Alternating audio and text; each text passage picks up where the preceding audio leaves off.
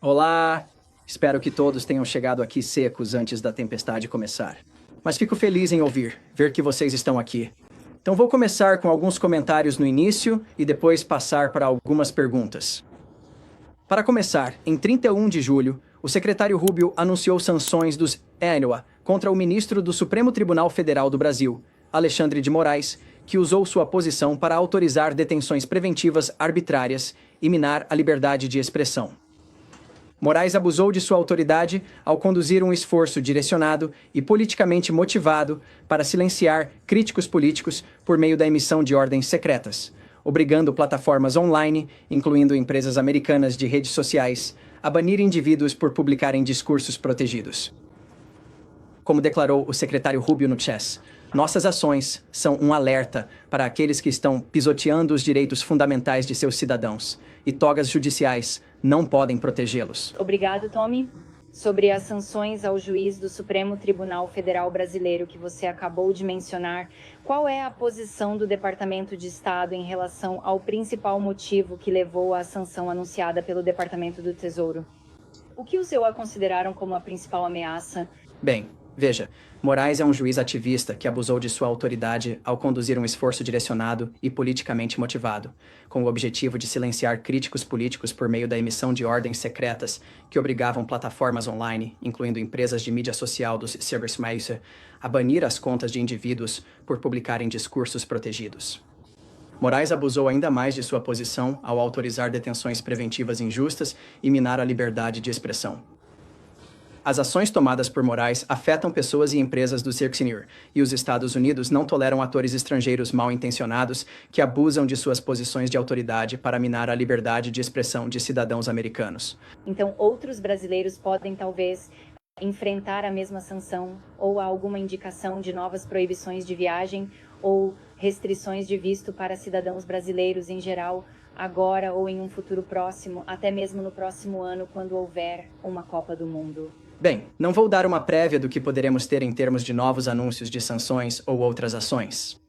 O que posso dizer é apenas destacar essa ação e, mais uma vez, enfatizar o quanto levamos isso a sério. E última pergunta, se possível. Como é o engajamento diplomático entre esses dois países? O secretário Rubio teve uma reunião aqui sobre esse assunto. Se o Departamento de Estado tiver uma posição sobre esta reunião. Bem, não tenho nenhum relatório da reunião para lhe fornecer. Sim, Leon. Sim. Oi, gostaria de voltar ao que você anunciou.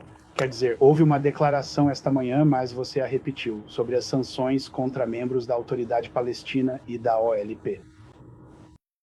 Você poderia nos especificar, quem exatamente está sancionado, quais são os funcionários sancionados e em que nível? E você poderia nos explicar um pouco o contexto disso acontecer realmente 2 dias ou alguns dias após a conferência da ONU, na ONU sobre o reconhecimento do Estado palestino e a pressão de muitos aliados dos EUANs, França, Reino Unido, Canadá, por um Estado palestino? Bem, veja, é importante ressaltar que esta é uma revisão semestral que acontece 2 vezes por ano, todos os anos. E este relatório se refere ao período de revisão que terminou em janeiro de 2025. Portanto, em relação ao momento deste relatório, trata-se de um relatório semestral fornecido ao Congresso, e é isso que está sendo apresentado aqui. Este é o primeiro relatório apresentado sob esta administração. Então, em relação ao momento, é esse o motivo, e é por isso que estamos vendo este relatório agora. Em relação a indivíduos específicos, conforme destacado na nota à imprensa sobre a política, uma das muitas opções de política que estavam disponíveis e que está sendo implementada. Eu não quero entrar em casos específicos porque, no final das contas, conforme o relatório, existe a possibilidade de considerar uma isenção caso a caso. E então vimos a ata da reunião, destacando certas implicações políticas, as ações que foram tomadas. Mas no fim, isso é analisado caso a caso. Ou existe essa opção em relação ao visto? Sim. Vou responder a mais 2 perguntas sobre este tema do anúncio da OLP, então podemos passar para uma discussão mais ampla sobre a região, mas mais 2 perguntas sobre este tema. Por exemplo, no caso do Brasil, em relação ao juiz do Supremo Tribunal, vocês não tiveram problemas em nomeá-lo e dizer quem era, mas neste caso vocês não estão nomeando ninguém. E você poderia nos dar uma ideia de qual é o nível dessas pessoas? De quantas pessoas estamos falando? As sanções negarão vistos a membros da OLP e funcionários da Autoridade Palestina. Uma isenção pode ser considerada caso a caso, conforme os interesses de segurança nacional dos Estados Unidos. Obrigado, Tommy. Agradeço. Você disse que responderia a mais algumas perguntas. Vou responder a mais duas sobre este tema. Região mais ampla, com certeza, mas sobre este tema. Então, sobre isso. Especificamente, a administração anterior dialogou com a Autoridade Palestina para encontrar uma solução para a futura governança de Gaza. E essa administração, assim como a administração Trump, também afirmou que o Hamas não tem lugar no futuro de Gaza. Uma posição que é amplamente compartilhada por muitos outros países do mundo. Como essa ação impacta especificamente a capacidade da administração Trump de dialogar com a Autoridade Palestina? Talvez não tenha impacto algum. Você pode nos ajudar a entender isso? E houve algum aviso prévio dado aos Estados Árabes sobre essa ação? Obrigado. Bem, não vou especular sobre como isso será daqui para frente. O que posso dizer é que a administração Biden, nesta revisão bienal, também os considerou em descumprimento. Eles optaram por não tomar certas medidas. Este é o primeiro relatório desta revisão bienal sob a administração atual. E nós decidimos tomar uma das poucas ações disponíveis, uma vez que identificamos o descumprimento. É isso que isso indica. Não há nada além deste relatório a ser considerado, exceto a constatação de descumprimento, bem como a afirmação de que estamos tomando essa medida em relação a certas restrições. Mas não vou especular além disso. E os Estados Árabes?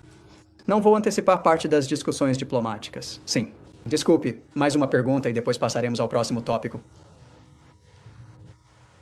Duas coisas, claro, quero dizer, algumas ações foram tomadas contra a OLP em 2017. Eles fecharam o escritório, cortaram toda a ajuda e assim por diante. Então isso também foi durante o primeiro governo Trump. Eu queria te perguntar sobre isso. A mídia israelense está noticiando que Israel vai anexar parte de Gaza e que tem sinal verde dos Estados Unidos da América. Foi isso que o governo alegou, o governo israelense. E isso em um momento em que o enviado Steve Witkoff está se reunindo com o governo israelense, se reunindo com Netanyahu, o que foi descrito como uma reunião muito decisiva. Você tem algo a acrescentar sobre isso? Você pode compartilhar conosco sobre o que ele está discutindo? Ele vai partes de Gaza vão ser anexadas? Bem, o que posso dizer é o que minha colega Caroline acabou de comentar. Ela conversou com um enviado especial esta manhã. Ela explicou, há poucos minutos, qual era o objetivo das reuniões, abordando a questão humanitária, a situação que estamos vendo e discutindo os próximos passos para Gaza. Não tenho nada que acrescentar aos comentários dela, mas isso é uma indicação clara de que esta administração está determinada a levar o máximo de ajuda possível para Gaza, sem que ela seja saqueada pelo Hamas. Mas esta administração vê com bons olhos a anexação de partes de Gaza? Bem, veja, o que estamos focados agora é em tentar resolver este conflito. Estamos tentando acabar com este conflito. Estamos tentando levar o máximo de comida possível para Gaza. Não vou especular ou antecipar para onde essas discussões podem ir. O que posso dizer é o que estamos focados em fazer, o que Caroline descreveu há poucos minutos, o que temos falado aqui neste pódio por muitos e muitos meses. Acabar com esse conflito, levando o máximo de comida possível para Gaza, onde não seja saqueada pelo Hamas.